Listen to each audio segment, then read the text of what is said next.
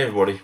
So every now and again, this subject re-emerges after time. I covered this once before on my previous channel before it got terminated, and once again, it's rearing its ugly head. I think the last time I covered this was way back in 2016, when there were fears over farm worker crisis, farm worker shortage because of Brexit, because we just left the European Union or voted to leave the European Union at the time. And once again, it's reared its ugly head. And every time this happens, every time there is a farm worker shortage, the British worker gets blamed for it. We get called idle, we get called lazy, and we get called all the names under the sun for not wanting to do farm labour work. But I'm going to play you the clip that I'm going to be discussing, which is from GB News. You've really highlighted an important trend, the fact that we're wasting lots of money, wasting lots of perfectly good food because of a lack of workers to bring it to market. It seems almost immoral. It absolutely is immoral. And it's actually, the situation's getting worse. Earlier on in the year, we were ourselves absolutely desperately short of workers. We employ about 700 staff ourselves at the peak. In May, we needed 300 people, and we could only get 120 people. Now, the reasons for that are twofold. One is we had a lot of people due to come to us through the seasonal workers scheme, and they were recruited predominantly from Ukraine. Obviously, due to the war in Ukraine, people couldn't travel. We then had to recruit from other countries, which we would have managed, or we did manage, but then it took 6 to 8 weeks to get a visa processed to get those people into this country, which is just ridiculous. Whereas in Holland, Germany, where they have similar schemes, the governments there can process those visas within a week. So this is the first issue here. This is why they have a problem. It's because they rely too heavily on foreign labour, which they have done for decades, cheap foreign labour, but we'll get to that in a little bit. If you don't reinvest into the workforce in this country, then you're going to be stuck, aren't you, if visas can't be processed.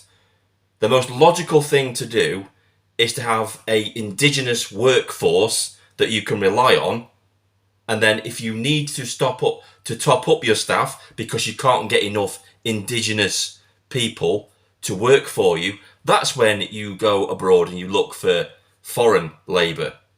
You've got the whole thing reversed, and this is why you're having issues. So that led to some significant crop losses for our business. It amounted to 45 tonnes of asparagus, 700,000 bunches of spring onions, with a total value to us of about £250,000. Now, as well as that loss to us, we then had to replace that product with imported product with a higher carbon footprint, and that actually costs more. Let's go to you, Mark Summers, in Buckinghamshire. You are a beef and arable farmer, as I said. Tell us about the impact of a labour shortage on farming in your part of the country in terms of your business and the businesses of the farmers surrounding you. Well, it's very similar. Like, we have issues with people just showing up for work, and it's not even just in farming. It seems to be across the board. We have issues getting deliveries of materials, of parts, massive delays on things because it seems that everyone is short-staffed. We have, obviously, there's a sense of urgency with what we're doing when we're harvesting crops, and you have people sometimes just don't turn up for work, and that creates massive logistical issues trying to harvest crops and keep the system moving. In the past, Mark, a lot of my people, my family's originally from County Mayo. Like yourself, they came over to the UK, helped with farming, they were seasonal workers. We seem to be seeing a lot less of that now. We've just heard from Derek that it's been red tape, it's been visa shortages, time processing, it's taking too long. Is that what a lot of farmers are talking about? The fact that they can't get the staff from abroad because of red tape, because perhaps of Brexit? Well, that's a big factor. You have Brexit. It's got nothing to do with Brexit. It has, however, got a lot to do with this guy's industry, and a lot of farmers' industry, the way they treat the workers, the wages that they pay, the conditions that they have where they're working. It's got nothing to do with Brexit, but we're getting to that in a bit.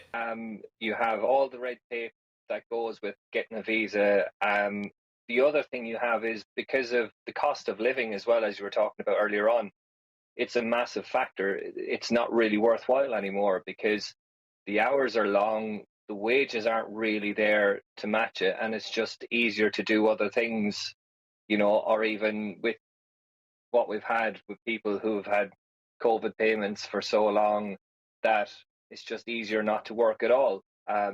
It's not easier not to work. It's just easier and better to take better paid work with better working conditions than the conditions that some of these farms are offering. And like I said, I'll get to that in a little bit. And some people just, I don't like saying it, but can't be bothered, which is quite sad, really. Let's go back to you, Derek, because of course we only, a lot of people will point to Brexit. I'd say that we've only had freedom of movement between the EU and the UK when the UK was a member. It was only for a few years, for generations before that, long before we were in the EU. We managed perfectly well welcoming for overseas workers to the UK from elsewhere. So it's not as if we can't do this outside the European Union. In your view, is it mainly a red tape issue? Is it just a factor of processing these visas, or do you need more visas in the first place? A bigger quota, better executed? It's a combination of both. We need more rapid processing of visas, but fundamentally we need a lot more visas. We've always had migrant labour to harvest the crops. That's happened certainly throughout my career. And at the moment, we've got, as you pointed out, we've got 38,000 visas available. We, as the NFU, we were lobbying for at least 55,000 for this year. Our total requirement for the industry is about 70,000. The balance has been made up with EU staff that have got settled and pre-settled status. But they are a declining number every year. Only about 50 to 60% come back. So we're going to need more people every year through the seasonal workers scheme. And this has always been the case, and I believe it always will be the case. We're told by government that we should be mechanising and we should be employing more British people. We are constantly trying to recruit British people and simply cannot find them. Right, so the guy is saying that he can't find British workers. But on screen right now, I'm looking at an article from The Sun. I know it's The Sun as a source, but it's interesting what they've got to say about this. So apparently this is from, I don't know when this was from. I think this is from the time when I was making my last video. But it just highlights the problem why they can't find British workers. But it says Brits applying for fruit picking jobs are being rejected over foreigners because they do not need to live in on-site accommodation, furious applicants claim. Farm owners are instead hiring cheaper Eastern European workers who live in fleets of mobile homes based on their land because they can dock food and housing costs from their pay. Now, if you go and look at farm workers forums in this country, you'll see lots and lots of British people angry at the fact that their applications were rejected, turned down in favour of foreign labour, cheap foreign labour. And this is why they're bitching and complaining now, because they know they've messed up. They've messed up. Word of mouth has gotten around the population, maybe in local areas, maybe as a whole country, because of things like this, that, oh, don't go and work on those farms. It's shit conditions, and they'll most likely not hire you anyway. So they've just made a rod for their own back. It's not that British people are idle. I heard at the time that when there was a shortage the last time, I think it was something like 100,000 applicants applied for 70,000 jobs, and not one single British person was actually hired because they were relying heavily on these agencies that were supplying cheap foreign labour from the Baltic states and that sort of thing. And this is why these farmers are bitching and complaining now, because instead of raising their wages and making conditions a little bit better for people to work in, they're just bitching and complaining, saying people don't turn up on time, people don't come to work. Well, if your conditions are shit where you work and your pay is shit, then people aren't going to stay, are they? Because people don't do it for pleasure. We all work for money, to provide for our families. If you're not providing decent work conditions or you're not providing a decent wage, people are not going to take your jobs. It's as simple as that. But we're not finished. We're not finished by a long shot in this. So this is another interesting article from The Guardian. And this shows the state of the farming community, or the fruit picking side of things in farming. 8 men rescued from Hampshire farm amid slavery claims. So this is from 8 years ago. I definitely covered this story 8 years ago when I last brought this up. But yeah, so it says here, Bedfordshire man arrested after Romanian, Latvian and Polish men aged 21 to 46 found on farm on outskirts of Southampton. Police officers from the National Crime Agency have worked with Hampshire Police on their investigation into potential slavery. Police have rescued 8 men from a farm after an investigation into potential slavery and servitude. So this is their industry. This is their industry that they're complaining that, they can't get workers. And that guy, I think, was from the National Farmers Union. Maybe if you cleaned up your industry and stopped this type of thing from happening, investigating, looking into farms that are actually doing this stuff, maybe you'll get foreign workers too coming to you. Because I'm kind of guessing that word has got around that if you go on these farms, you're likely to be caught in slavery, where you're charged rent and food whilst being on the farm and having deductions taken from your wages to a point where it's no longer worth working. Because I've got a sneaking suspicion that these farmers aren't really charging national minimum wage either.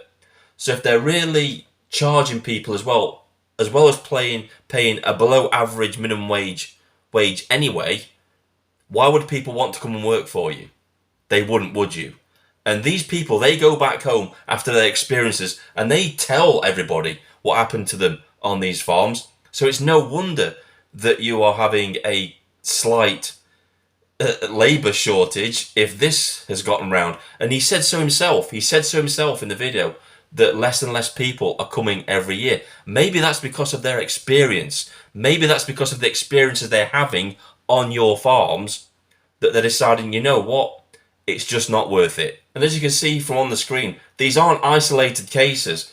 There's Ukrainian workers flee modern day slavery conditions on farms. And this is from 19th of April 2022, so that's this year. The Scottish Refugee Council estimates there are up to 6,000 Ukrainians in the UK. The farm workers are not eligible for the that's the same story again. 8 men rescued from a Hampshire farm. How the UK's agricultural sector relies on modern slavery. The problem of modern slavery in the industry is not new, and agriculture is already more at risk than any other sector. It's amazing, isn't it? And it just goes on. Exclusive strawberry slavery. Strawberry slavery. My investigation into claims of slavery on strawberry farms in UK by workers from Barbados. It just carries on. And, they don't mention any of this in this segment on GB News. And it would just take a little bit of research to figure out why farm labour work is on the decline. If these are the instances of what happens to you when you go and work on these places. And I've looked on the forums. I've looked on the farm workers forums where they've been talking about farms that they've been on, where they've been treated unfairly, where they're allowed to park up their mobile homes, but they're not allowed to leave to go to local shops in their own vehicle. Why? I don't know. That sounds a bit authoritarian to me. If they live local, they can't live local. They have to live on site. Now, that to me suggests the reason they're doing that is so they can charge these people rent and they make deductions from their wages. If that's the case, then there needs to be a lens shone, a light shone on these things, and maybe investigations and maybe some regulation put in place to stop this thing from happening. But the main thing that you need to do, you need to improve conditions on your farms. you need to improve wages, and then maybe you'll start to attract the right type of worker to do the work. Because nobody's going to work for free. Nobody's going to do 40 hours a week in shit conditions for a shit wage. Not in this current climate. And I think somebody said it in the actual video as well. With the cost of living crisis, wages have to pay. They have to make it worthwhile for people to come and do the work. And if that means you take a hit out of your profit, because I can guarantee you, over the last 40 years while we've been in the EU, these farms have been making an absolute killing because they've had cheap labour and, you know, not many overheads due to that, making, I would say, illegal deductions from people's wages. Well, maybe the National Farmers Union needs to do some investigation work and not blame us, the British workers, for being idle and lazy. Maybe they need to have a good hard look at their own industry and make reforms there before they start hurling out insults at the good old British worker. This is Vindicator, signing off.